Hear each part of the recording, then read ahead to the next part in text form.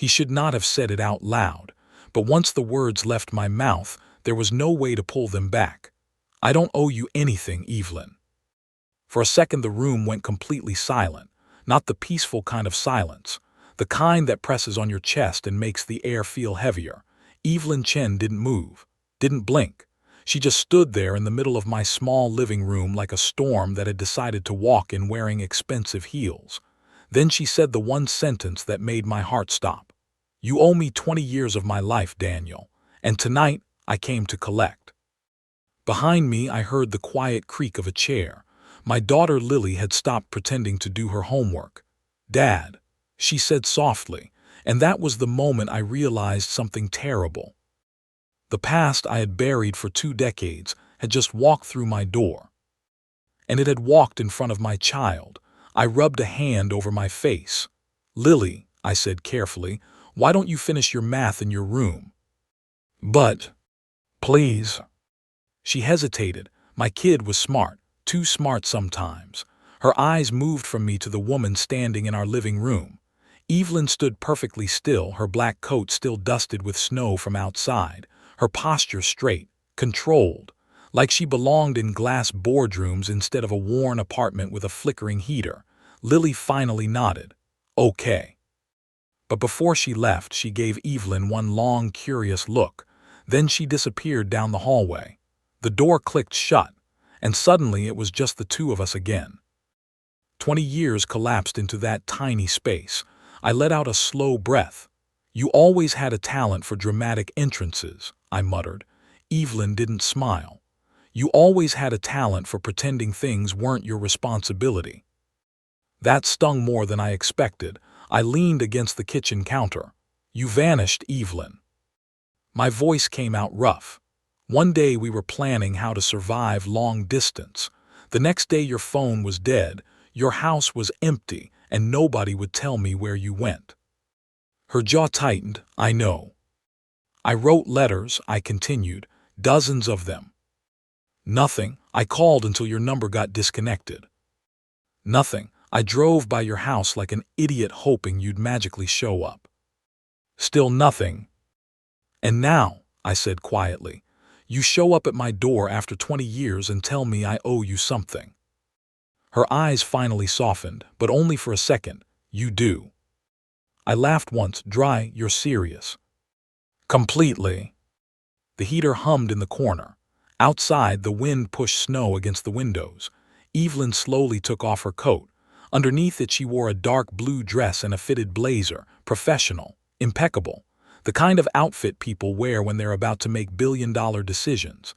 It felt strange seeing someone that polished standing in my cramped living room with its thrift store couch and crooked bookshelves. You look successful, I said. I am. CEO, right? She nodded once. Chen Global Industries. I whistled softly. That's your father's company. It was. Her voice was flat. It's mine now. Of course it was. Evelyn had always been brilliant, ambitious, the kind of person who could walk into a room full of powerful people and make them nervous. Back when we were 18, she used to joke that she would run the world someday. I guess she wasn't joking. I poured 2 cups of coffee from the cheap machine on the counter. Muscle memory, black, no sugar. I handed one to her. Her fingers brushed mine, and for half a second something old and dangerous flickered between us. She noticed it too. Her hand pulled away quickly. Thank you. We sat. She took the couch. I took the chair across from her. The distance between us felt both too small and impossibly wide. Finally, I asked the only question that mattered. What do you actually want from me? Evelyn stared down into her coffee for a moment. When she spoke again, her voice had changed. Quieter, less CEO. My father is dying. The words hung in the room. I didn't expect that. I sat up straighter. Cancer. Yes. How long? Maybe weeks. I let out a slow breath. Victor Chen, the man who once told me I wasn't good enough to breathe the same air as his daughter, the man who had ended our relationship with one conversation and a cold smile. He asked for you, Evelyn said. I frowned. Why? Because he has something to confess. My chest tightened. What kind of confession? Evelyn looked up, and for the first time since she walked in, I saw the girl I used to love, tired, scared, angry. All those letters you wrote me, she said quietly, they never reached me. The room tilted. What? My father intercepted everyone. My heartbeat started climbing. No. Yes. She swallowed hard. He disconnected my phone. He blocked your emails. He paid people to watch you at college. I stood up. You're saying he made sure we could never contact each other. The words hit like a hammer. 20 years. 20 years of believing she had simply chosen another life, another future. You thought I stopped loving you, Evelyn whispered, and I thought you abandoned me. I ran both hands through my hair. This can't be real. I wish it was. My legs suddenly felt weak. I sat back down. So all this time. Yes. We were both lied to. The heater clicked loudly. Neither of us spoke for several seconds. Then Evelyn said something that chilled me more than the winter outside. That's not the worst part. My stomach dropped. What do you mean? She took a slow breath. My father kept every letter. Why? He documented everything. Every lie he told. Every step he took to separate us. She reached into her purse and pulled out a worn envelope. My handwriting stared back at me, dated 20 years ago. I found them 2 weeks ago, she said quietly, in a locked box in his study. My hands trembled as I took the envelope. The paper felt fragile, like it had survived a war. You really wrote all of these? She asked. Everyone. Her eyes glistened. There are 43. My throat tightened. I remembered writing them. Late nights in my college dorm, trying to believe she would answer, trying to believe she still loved me. She read them. I asked. Yes. What did you think? She laughed softly, but there was no humor in it. I thought that my entire life might be built on a lie. Before I could respond, a quiet voice came from the hallway. So basically. We both turned. Lily was standing there again, arms crossed, eyes wide. She looked between us slowly. Then she said the one thing neither of us expected. So basically, you two were in love, and my grandpa-level villain ruined it. Evelyn blinked. I sighed. Lily. No, she said calmly. I'm just trying to understand the plot here. She looked directly at Evelyn. Because if someone stole 20 years from my dad. Her voice dropped. I'd want to know what you plan to do about it. Evelyn stared at my daughter. Then she whispered something that made my blood run cold. That's exactly why I came. She looked at me. The debt I came to collect. Her voice barely moved. Was never money. My heart began pounding. Then what is it? Evelyn met my eyes and said the one thing I never expected to hear again. I need you to keep the promise you made me 20 years ago. The room went still. I knew exactly which promise she meant because I remembered the night perfectly.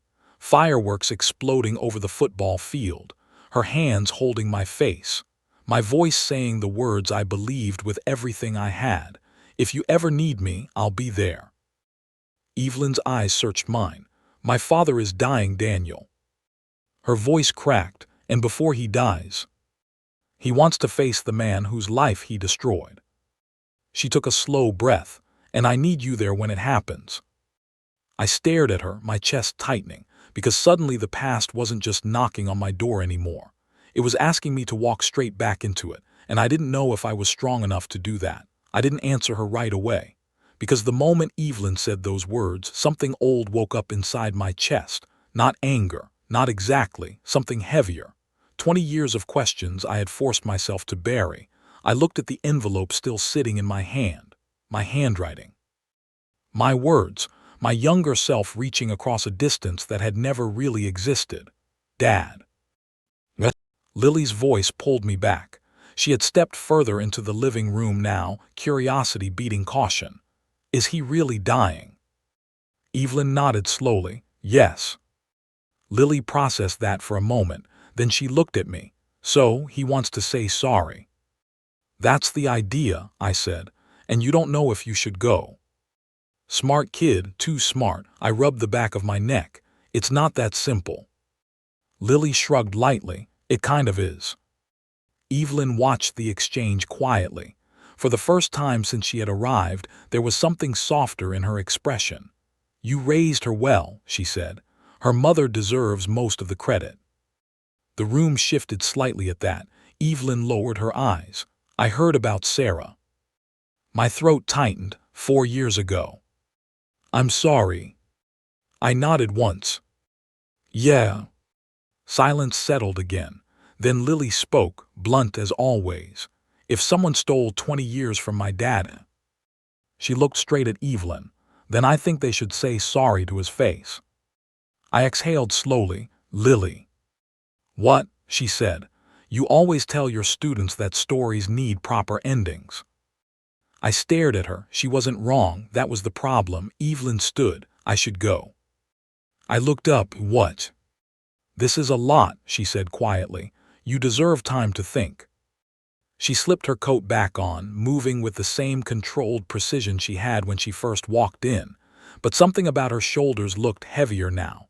Less CEO, more human. When she reached the door, she paused. Tomorrow, she said softly, 2 in the afternoon. I didn't respond. She didn't ask again.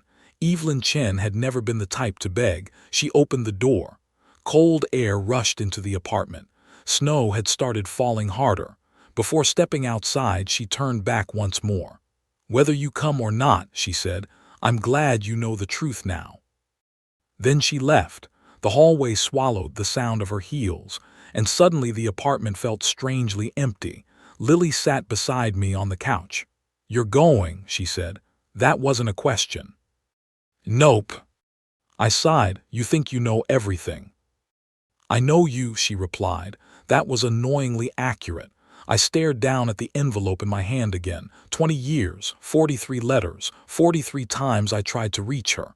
Dad, Lily said gently. Yeah. If Mom were here, what do you think she'd tell you to do? That question hit harder than anything Evelyn had said. Sarah, my wife, the woman who had patiently loved a man who still carried a ghost of his first heartbreak. She had known about Evelyn. I told her everything early in our relationship, and Sarah had never once been threatened by it. She used to say something that came back to me now like an echo. You can't punish the present for something the past did. I let out a long breath. You're probably right. Lily smiled slightly. I usually am. The next day the drive felt longer than it should have. My old Toyota rattled as I followed the GPS through winding roads outside the city. Snow blanketed everything, fields, trees, stone fences. Then the gates appeared. Massive iron bars with the Chen family crest carved into the center. They opened automatically as my car approached. I felt wildly out of place driving up the long driveway. The estate looked like something out of a movie. 3 stories of stone, huge windows, statues half buried in snow, money, old money, the kind of wealth that quietly changes the rules of the world. I parked near the circular fountain and sat in the car for a moment. Still hate this place, I muttered. A housekeeper met me at the door. Mr. Brooks.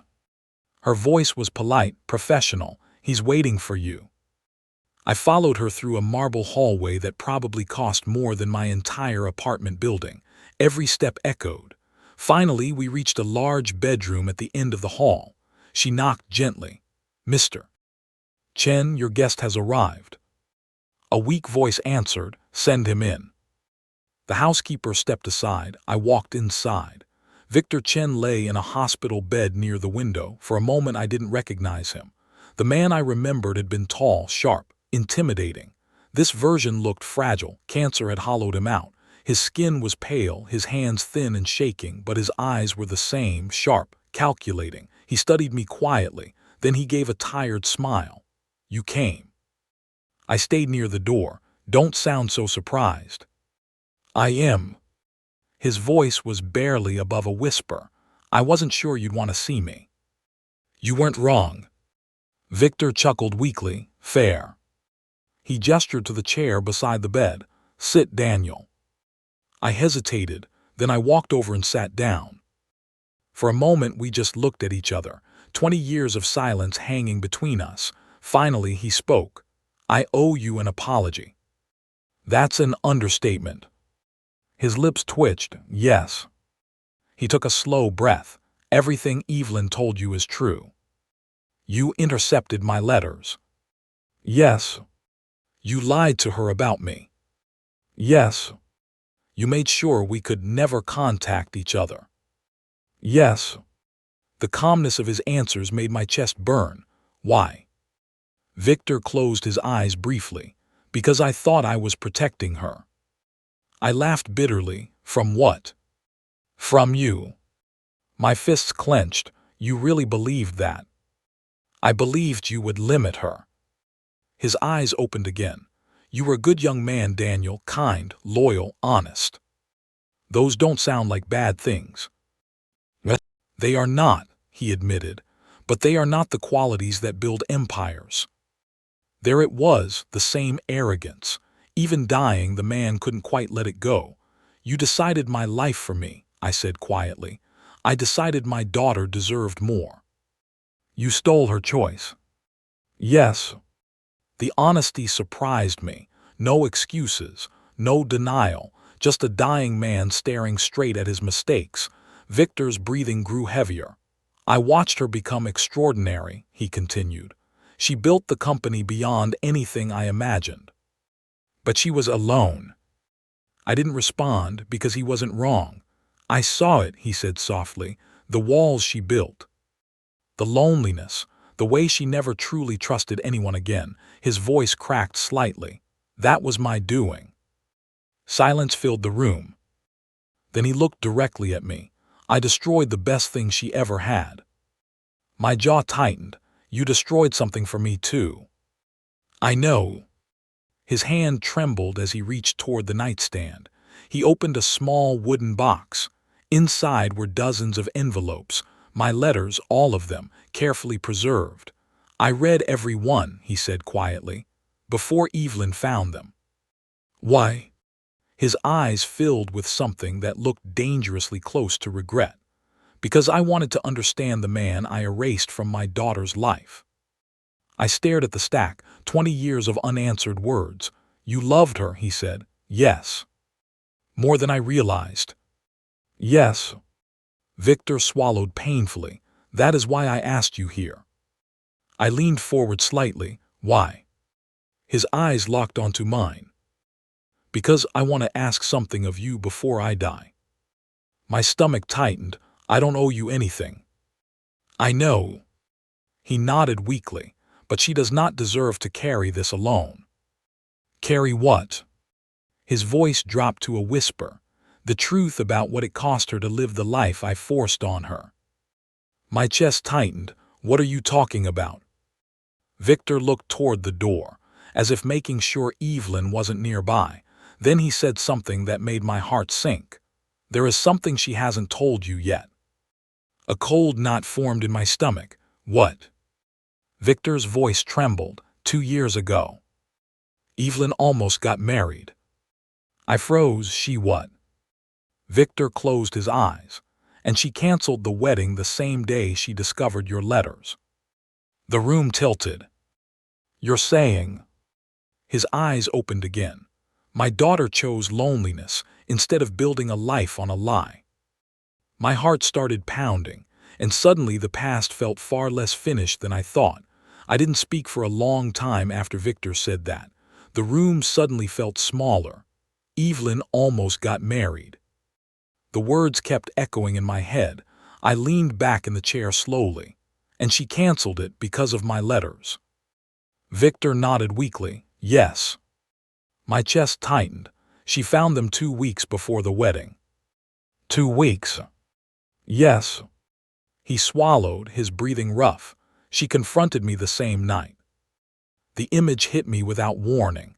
Evelyn standing in a wedding dress, holding my letters, learning the truth 20 years too late. What happened? I asked quietly. Victor stared at the ceiling. She screamed. Not a dignified scream, Not the controlled anger of a CEO, the kind of scream that comes from somewhere deep inside the soul. She demanded to know why I kept them. "And what did you tell her?" "The truth." My jaw clenched and Victor's eyes moved back to me. She called off the wedding that night. My chest hurt. She told the man she couldn't marry him because her entire life might be built on lies. I ran a hand down my face, so she threw everything away. "Yes, because of something you did." Victor didn't defend himself, I know. The silence stretched. Outside the window, snow was falling across the estate gardens. 20 years ago, I would have imagined a life in a place like this with her. Now it just looked cold. Victor's voice came again. "Do you know what she did after that?" "No." "She stopped trying to build a personal life." He coughed weakly. "Work became everything. The company, expansion, global markets, acquisitions. She became exactly the person I always wanted her to be." His voice cracked, and it cost her everything else. I didn't know what to say. Anger was there, but it was tangled with something else now. Sadness. Victor's hand trembled on the bed. "She still keeps the letters." That surprised me, all of them. "Yes. In her desk." My throat tightened. "Why?" Victor gave a tired smile. "Because they prove she was loved once." The words hit harder than anything else he had said. For a moment, neither of us spoke. Then Victor slowly reached toward the bedside table again. This time he pulled out a sealed envelope. "I wrote this 2 days ago." He held it toward me. "For both of you." I took it carefully. "What is it?" "My final apology." I turned the envelope over in my hands. "You expect that to fix everything?" "No." He looked at me honestly. "I expect nothing." His breathing grew heavier. "I only hope you two might build something better from the wreckage I left." I shook my head. "You still don't get it." "Perhaps not. You didn't just wreck a relationship." I leaned forward. "You stole 20 years of our lives." Victor closed his eyes. "I know. I can't give those back." "No. But you can stop letting my mistake define the rest of them." The words landed heavier than I expected. I stood up slowly. "I should go." Victor nodded weakly. "Evelyn is downstairs. She insisted on giving us privacy." I walked toward the door, but before leaving I turned back. "Why leave the letters?" Victor's eyes followed me. "You could have destroyed them." "Yes. But part of me always wondered if I had made the wrong decision." I stared at him. "Part of you?" "Yes. And another part was too proud to admit it." I opened the door. Victor's voice stopped me. "Daniel." I glanced back. "If you choose to walk away again." His voice trembled. "Please understand something." "What?" "My daughter did not come to collect a debt." My brow furrowed. "She came to see if the man she loved at 18 still existed." I left the room without answering. Evelyn was waiting in the sitting room downstairs. She stood near the window, looking out at the snow-covered garden. When she heard my footsteps, she turned. "Well, he told me about the wedding." Her face went pale. "Of course he did." "Why didn't you?" She looked away. "Because it wasn't the point." "It seems like a pretty big point." She laughed softly, but it sounded hollow. "It doesn't matter now." "It mattered enough for you to cancel a marriage." She crossed her arms. "That was my decision. Because of letters I wrote 20 years ago." "Yes." My chest tightened again. "You threw away your future because of something in the past." "No," she said quietly. "I threw away a future that wasn't honest."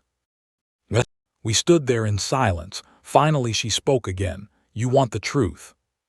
"Yes." Her eyes met mine. "I didn't come here to make you feel guilty." "Then why come?" "Because when I read those letters." She paused. I realized something terrifying. "What?" That the only person who ever loved me without conditions was the one person my father made sure I lost. The words hung in the air, heavy, real. Evelyn continued. I spent 20 years proving him right. Becoming powerful, successful, untouchable, and the entire time I kept thinking. Her voice softened. What if Daniel Brooks had been allowed to stay? My heart started pounding again. So when you showed up at my door. Yes. You weren't collecting a debt. She shook her head slowly. No. What were you doing? Her answer came almost as a whisper. I was checking if the man I loved still existed. The room went quiet again. Then she said something that completely blindsided me. There's something else. What? My father's will. What about it? Evelyn let out a slow breath. He left the wintergreen estate to both of us. I blinked. Both of us. Yes. 50-50 ownership. That doesn't make any sense. She gave a bitter smile. Oh, it makes perfect sense. How? He wanted to make sure we had to face each other again. I laughed in disbelief. He's still manipulating things. Probably. She walked to the fireplace, but maybe he also knew something. What? That some mistakes can't be fixed. But they can still change what happens next. I stared at her. So what happens now? She shrugged lightly. That depends on you. On me? Yes. You can walk away. You can sell your half, never see me again, or we figure out what to do with it together. I crossed my arms. You're talking about the estate. Her eyes held mine, not just the estate. That silence again, the kind that makes your pulse louder. Finally, I said what had been building in my chest all afternoon. You know something. What? My daughter thinks you're the villain of this story. Evelyn blinked. Really? Yep. What did she say? I smirked slightly. She said if someone stole 20 years from her dad, she'd want to know what that person plans to do about it. Evelyn looked thoughtful, and I think she's right. Her voice lowered. So what do you want me to do about it? I held her gaze. I want to know one thing. What? If we had those 20 years back. My voice softened. Would you have chosen me? Evelyn didn't hesitate. Yes. Not a second, not a breath, just yes. And suddenly I realized something. The debt she came to collect was never about the past. It was about what we were going to do with the future. For a moment, neither of us moved. Evelyn's answer still hung between us. Yes, 20 years ago she would have chosen me, and somehow that made the silence heavier. Outside the tall windows, the snow had started again. Soft flakes drifting across the gardens of the wintergreen estate. The place looked peaceful, but inside my chest everything felt loud. You know something strange? I said quietly. What? Evelyn asked. If we had those 20 years back. I paused. We might not even be standing here. Her brow creased slightly. What do you mean? I mean life happened, I said. I married Sarah, we had Lily. I built a life that mattered. I swallowed, and you built a company that changed the world. Evelyn nodded slowly. So you're saying we shouldn't regret it? I'm saying the past doesn't belong to us anymore. She studied my face carefully. Then what does? I took a slow breath, the part that comes next. The word surprised even me. Evelyn's eyes softened. You're not walking away. No. Why? I thought about Lily sitting at home doing homework.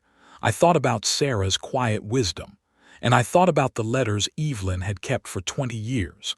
Because some stories deserve better endings than the ones they were given. Her breath caught slightly. Daniel. Before she could say anything else, footsteps approached from the hallway. A nurse appeared at the door. Miss Chen, she said gently. Evelyn straightened immediately. Yes. I think you should come upstairs. Her face went pale. Is it? The nurse nodded softly. I'm afraid so. Victor Chen died 10 minutes later. The room was quiet, peaceful, machines silent. Evelyn stood beside the bed holding her father's hand as his breathing slowly faded away. I stayed near the door. It didn't feel like my place to stand closer. When it was over, Evelyn didn't cry immediately. She just stood there, still, like someone whose world had suddenly lost gravity. Then the first tear slid down her cheek, and another and another. She turned slightly toward me. "I hated him," she whispered. Her voice cracked. "And I loved him." I stepped forward and wrapped my arms around her. She didn't resist. The powerful CEO disappeared in that moment. All that remained was a daughter grieving the complicated man who raised her. "I don't know what to feel," she said into my shoulder. "You don't have to decide right now." She nodded slowly. We stayed like that for a long time, until the nurse gently cleared her throat. "Miss Chen, the lawyer has arrived." Evelyn wiped her eyes. Of course. Even in grief, the business world never stopped. The will reading happened later that evening in Victor's study. The lawyer read the usual things first: company shares, charity donations, employee bonuses. Then he paused. "There is one final item." He adjusted his glasses. "The Wintergreen estate." Evelyn glanced at me. "This property," the lawyer continued, "is to be transferred into a joint trust held equally by Evelyn Chen and Daniel Brooks." The room went quiet. Evelyn blinked. "Excuse me." "Equal ownership," the lawyer confirmed. My brain struggled to catch up. "You're serious?" "Yes." The lawyer slid the documents across the desk. "The trust requires mutual agreement for any sale or major change." Evelyn leaned back slowly. "He's still meddling." I let out a quiet laugh, even from the grave. The lawyer continued. "There is also a letter." He opened the envelope. Victor's voice echoed through the words, "Evelyn and Daniel, if you are reading this together, then perhaps my final mistake has created something better than my first one. I took away your choices once. This house now gives them back. You may sell it, destroy it, rebuild it, or walk away. But whatever you decide, you will decide it together." The lawyer finished reading. Silence filled the room again. Finally, Evelyn spoke. "So what do we do with it?" I looked out the study window. Snow covered everything. 20 years ago, this house had been the symbol of everything that separated us. "Money, power, control. Turn it into something better," I said. Her eyes turned to me. "Like what?" "A scholarship foundation. For kids whose families try to control their future." Evelyn stared at me, then she smiled slowly. "I like that." 6 months passed. Spring replaced winter. The estate was converted into the Victor Chen Educational Foundation. 2 students became the first scholarship recipients. It felt like the past had finally been turned into something useful. But the bigger change happened somewhere else. In my small apartment, Evelyn started showing up more often. At first it was for foundation meetings, then dinners, then Lily's school events. She helped Lily prepare for science competitions, came to her school play, even learned how to make Lily's favorite pasta. Slowly, carefully, our lives started weaving together. One night Lily cornered me in the kitchen. "You know she's in love with you, right?" I nearly dropped a plate. "Lily." "What?" "She laughs at your terrible jokes." "My jokes are not terrible." "They are," Lily said, "but she laughs anyway." I sighed. "Things are complicated." "Only because adults like making them complicated." She crossed her arms. "You love her. And she loves you. So what exactly are we waiting for?" I stared at my 13-year-old daughter. "When did you become so wise?" She shrugged. "Someone smart raised me." 2 weeks later, Evelyn and I walked through the park. Cherry blossoms drifted through the air like pink snow. We walked side by side quietly. Finally, she spoke. "These last months." "Yes. They've been the happiest I've been in years." "That's good." "It also scares me." "Why?" "Because every time something good happens in my life." Her voice softened. "I lose it." I stopped walking. You're not losing this. How can you be sure? I looked at her carefully, because this time we're choosing it. Evelyn's eyes shimmered slightly. So what do we do now? I took her hand. Her fingers fit perfectly with mine. We start from zero. No expectations. No pretending we're still 18. She smiled. Just two people figuring things out. Exactly. She squeezed my hand gently. I can live with that. Months later, Lily burst into the apartment one afternoon. I have a question. Evelyn and I looked up from the table. What is it? I asked. She crossed her arms dramatically. When exactly are you two getting married? Evelyn choked on her coffee. Excuse me. My friend Emily asked if you're engaged yet, Lily said, and I didn't know what to tell her. I looked at Evelyn, she looked at me. Then she said something completely unexpected. Marry me. I blinked. Did you just? Yes. She stepped closer. I loved you when I was 18. Her voice softened. I love you now. This version of us isn't the same story we started back then. It's better. I felt my heart pounding. Are you serious? Completely. I smiled slowly, then yes. Traditional proposal rules say I'm supposed to ask. Traditional rules already failed us once, she said. Let's write our own. From the hallway, Lily shouted. Did somebody propose? We both laughed. Yes, I called back. We're getting married. Lily ran in and pumped her fist in victory. Finally. Evelyn laughed. Your daughter is terrifying. I wrapped an arm around both of them. Yeah. But she's right about one thing. What's that? Evelyn asked. I looked at them both, at the strange, beautiful life that had somehow grown out of 20 years of loss. Then I said the one line that felt completely true. Some promises don't expire. Evelyn smiled.